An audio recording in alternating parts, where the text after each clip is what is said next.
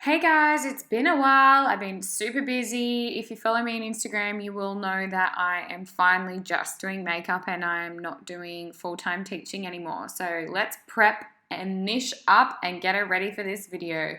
We're using the Tartelette palette and I've used that darker color and I'm just pressing it on the outside. I prefer to press now than swipe. I kind of change my technique.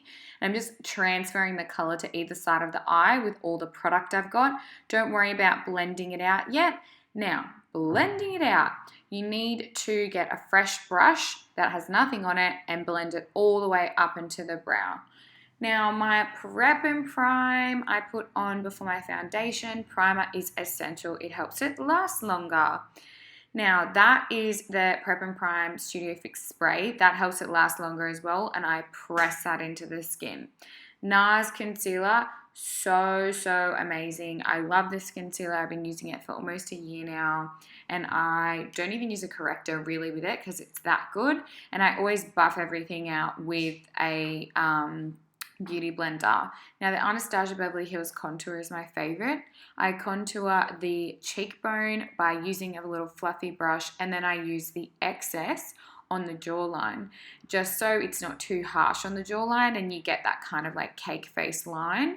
Then a little bit on the nose to make Nisha's nose more slender. I love a slender nose. And then we're putting our powder on and pressing it into the skin. Pressing it into the skin instead of swiping it just is a little bit better. Now I'm using a contour color. I didn't film it, but we just pop that over once we've set it and it just kind of brings that contour out again. Fenty Beauty, I love Rihanna's highlight. It's like probably my favorite. I've pretty much used all of it on that one side, and I use a fluffy brush and kind of go in a C all around that eye area, on top of the lips and on the nose. Just a little bit of blushy for Nishi. It's a Youngblood blush. It's really good. She's taking selfies. We're not even done yet.